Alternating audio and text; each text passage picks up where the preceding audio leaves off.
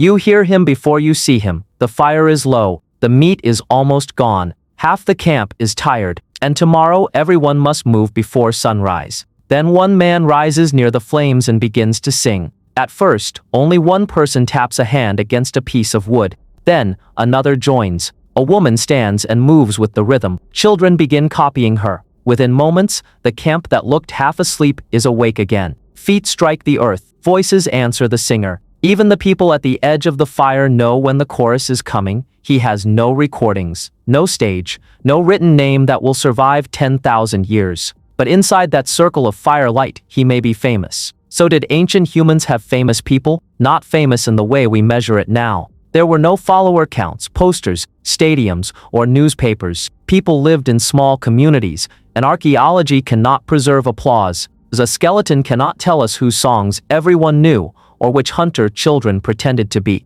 But fame does not begin with technology. It begins when stories about one person travel farther than that person does. And long before cities existed, ancient humans already had the ingredients required to make that happen. Music, performance, storytelling, exceptional skill, gatherings between groups, and memories strong enough to carry a name from one camp to another. The first kind of ancient fame may have belonged to performers. Humans have been making music for a long time. Archaeologists have found bone flutes more than 40,000 years old, but the human voice is far older than any instrument that could survive underground. Singing, clapping, stamping, and drumming on wood or skin would leave almost no trace. That means the oldest musical stars disappeared without leaving us a single song. Still, imagine what a gifted singer could do. A familiar voice could bring people together after darkness. It could lead a dance, hold the timing of a ritual, calm frightened children, or lift exhausted people after a difficult journey. A singer who remembered many songs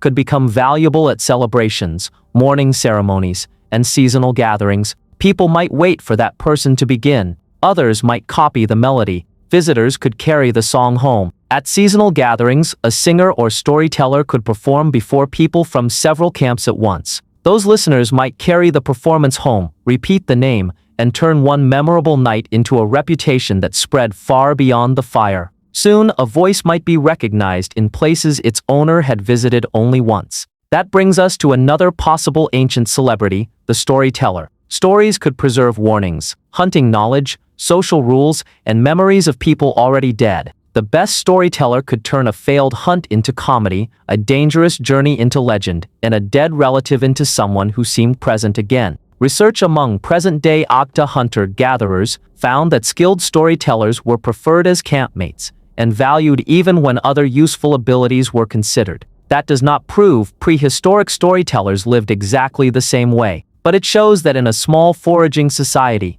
the ability to hold attention can produce a real reputation. And reputation could spread. A visitor hears a story in one camp, then retells it somewhere else. The details change, but the storyteller's name may remain attached. Another group arrives months later and asks to hear the person they have already heard about. That is fame without writing. Then there were people famous for what they could do, rather than what they could perform. A hunter might become known for tracking animals others could not follow. Perhaps he survived an encounter that should have killed him. Perhaps she repeatedly found game during seasons when everyone else returned empty-handed. The hunt itself would be witnessed by only a few people. The story afterward could reach many more. By the time it traveled through several camps, a difficult kill might become an impossible one. A large animal might grow larger. A narrow escape might become a battle. Ancient fame probably produced exaggeration for the same reason fame does now. People remember the version worth repeating,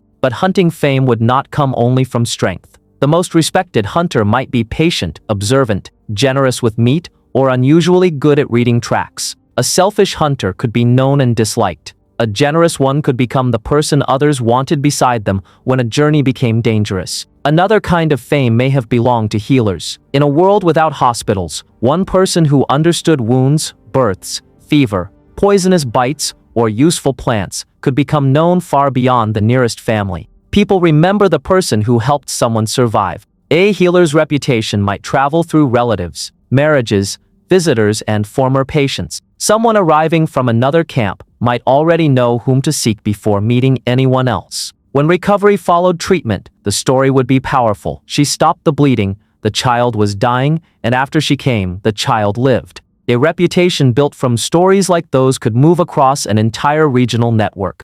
Exceptional makers may also have become famous. Some people were better at shaping stone, fitting a spear point, carving bone, making ornaments, or producing objects others wanted to copy. Their work could travel through exchange long after they handed it away. A beautiful object might arrive before its maker did. Someone asks where it came from, a name is given, and later another person searches for that maker or imitates the style. This creates a strange kind of fame.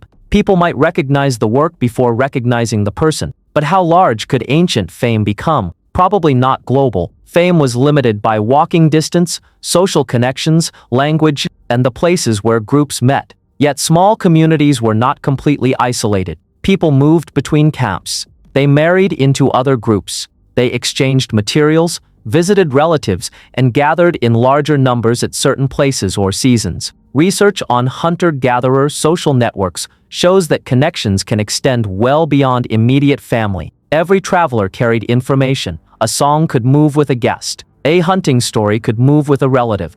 A healer's reputation could move with a recovered patient. A toolmaker's name could move with an object. A famous person did not need every human alive to know them. In a world where most faces were familiar and the news traveled by voice, being recognized across several connected groups may have felt enormous. But fame and popularity were not the same. A singer could be famous and arrogant. A dangerous fighter could be famous because people feared him. A healer could be respected without being entertaining. A storyteller could be loved inside one camp, but unknown outside it. Fame meant that your reputation traveled. Popularity meant that people wanted you near them. The rare person who had both would have been powerful, not because they ruled everyone, but because attention followed them willingly. Now return to the fire. The singer reaches the final part of the song. Everyone knows it. Voices rise together. Some of the people dancing learned this song in another camp. Others will carry it away tomorrow. Thousands of years later, the singer's bones may remain,